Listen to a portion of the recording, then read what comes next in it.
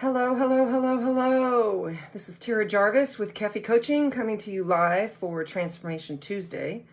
Come to you every Tuesday morning, 8 a.m. Pacific time. And we've been talking about mindset, motivation, and transformation.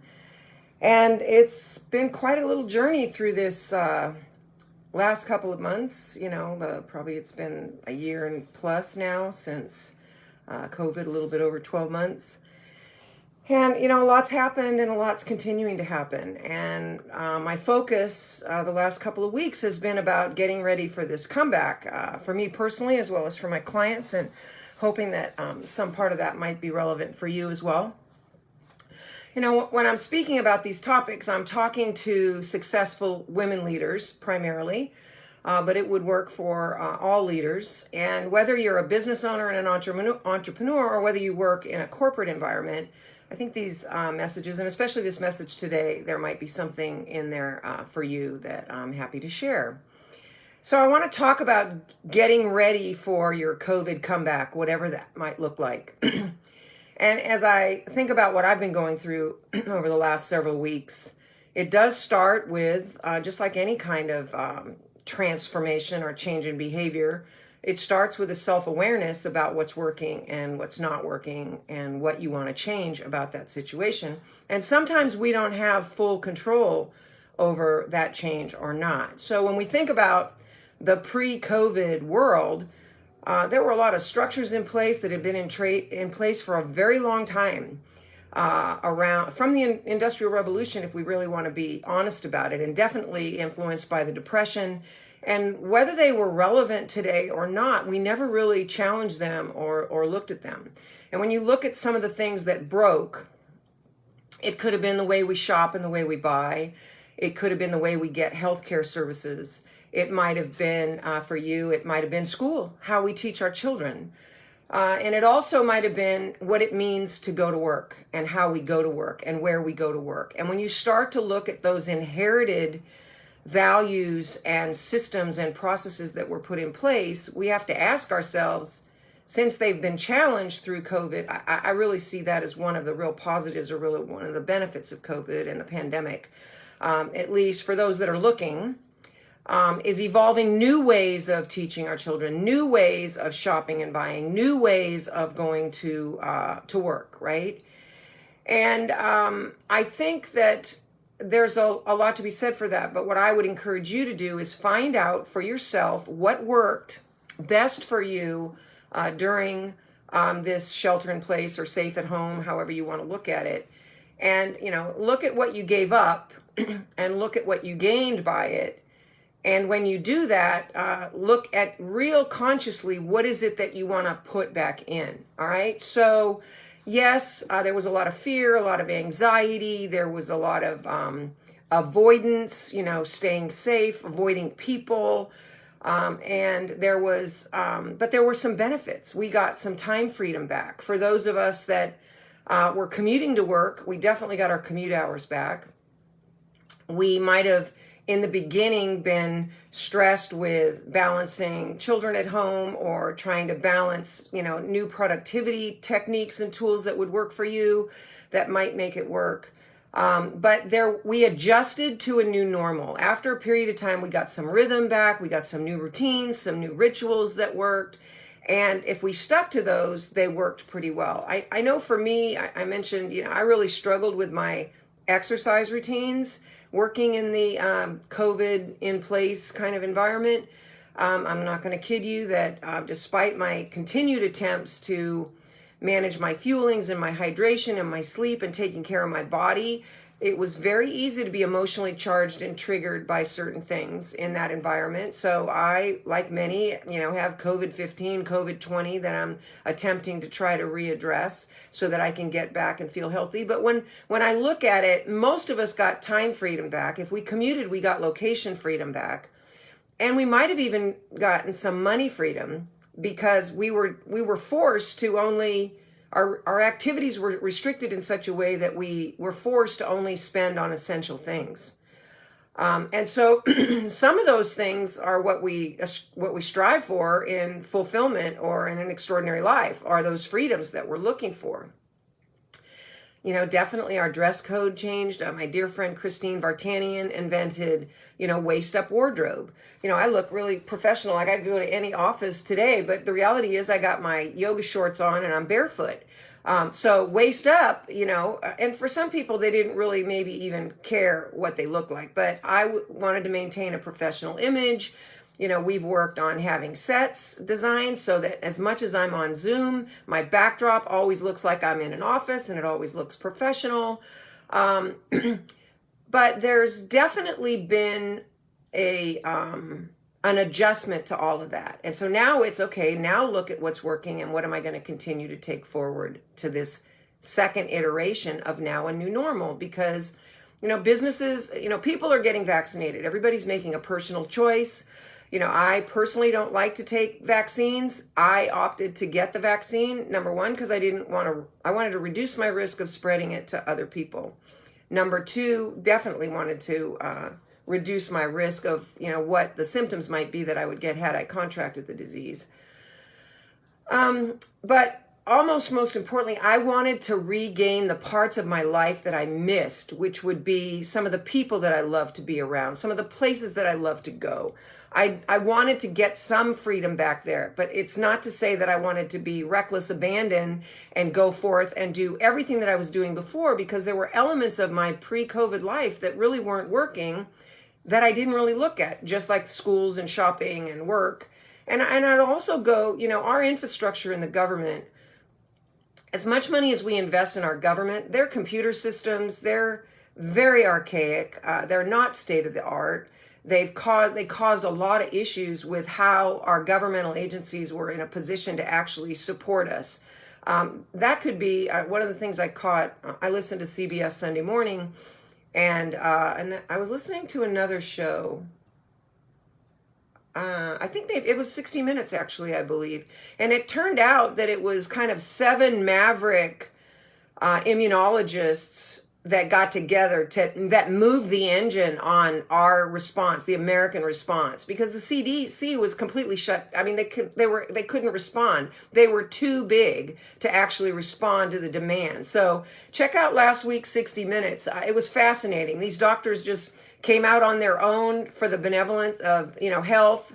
There was a lady in California. I mean, they were all over, but there were these 7, and he had a name for them, but they were basically maverick rogues that came forward and figured out with all their expertise what it was going to take to protect our country.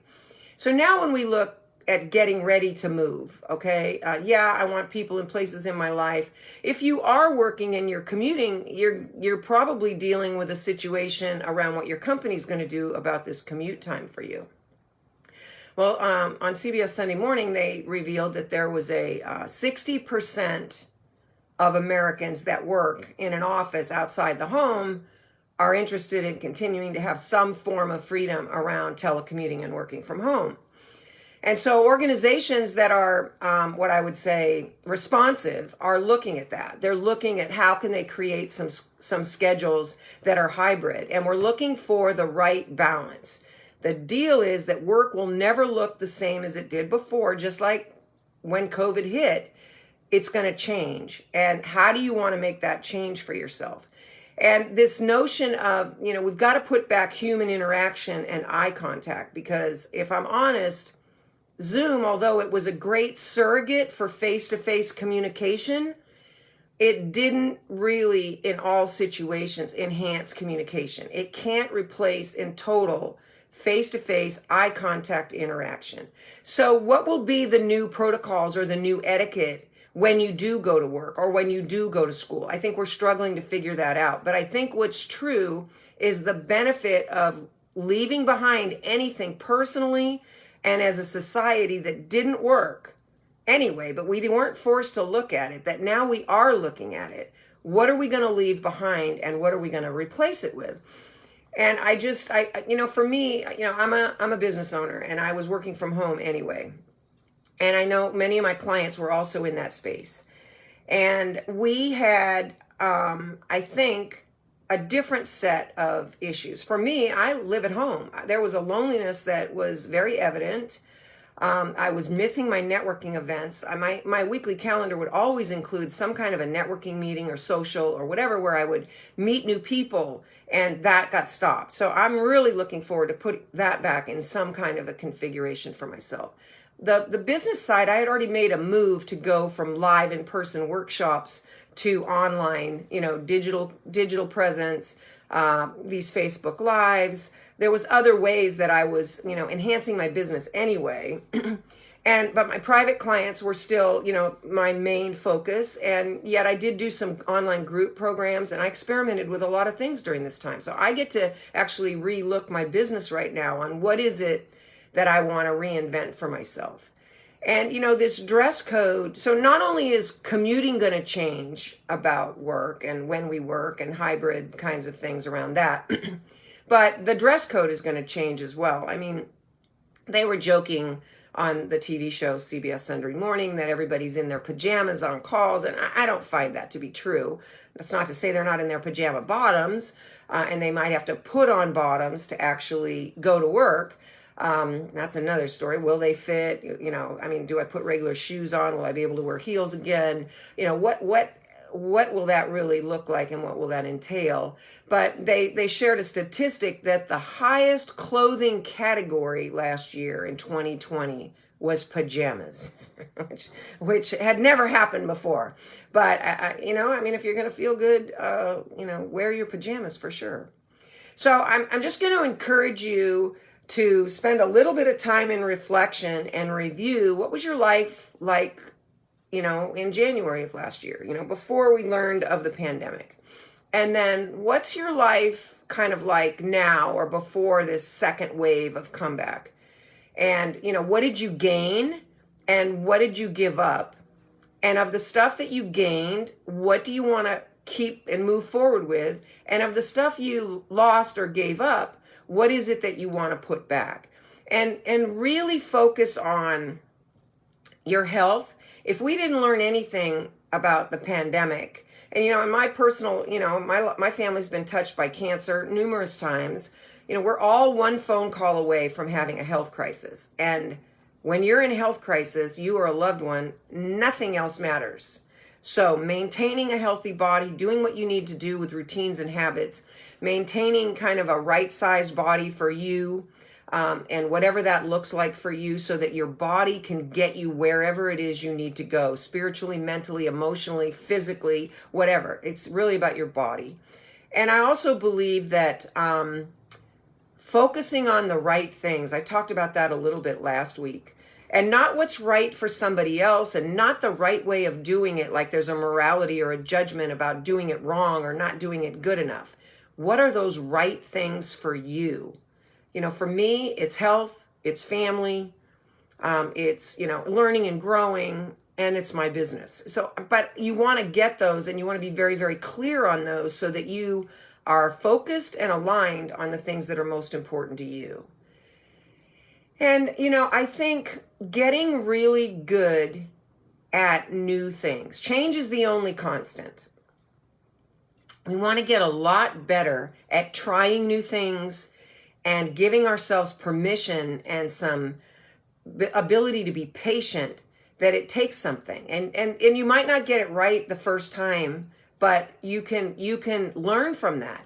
So even if it, in your mind failed or it didn't work or whatever, if you gave it enough time to try it, and just know that you either were successful or you learned something in the process. And that's what COVID is really, really doing for all of us. It's allowing us to learn about ourselves and about the people we care about and about the things that we care about, and make sure that we take this learning and carry it forward. So with that, I'm going to wrap. I'm here every Tuesday, 8 a.m. Pacific time. Christina, thanks for joining me again. I really appreciate it. Please put in the comments anything that resonated with you. If I can help you in any way, I really welcome the opportunity to do that. And I do have a free audio program on the fulfillment formula. It talks a little bit about the path to fulfillment that I've defined and use as a training to help you get some understanding about yourself and how you can create any change in your life, which is basically what this is again, right? How you assess where you're at, how you have a foundation for it, how you bridge over to practicing things on a daily basis. And those are the topics that I talk about. So go to tirajarvis.com/fulfillment dash audio, I believe it is. But under my free section on my website, there's a couple of different things there that you might be interested in. So check it out. Have an amazing day and an incredible week. And I look forward to connecting with you again next week. All right. Take care. Have a great day. Bye-bye.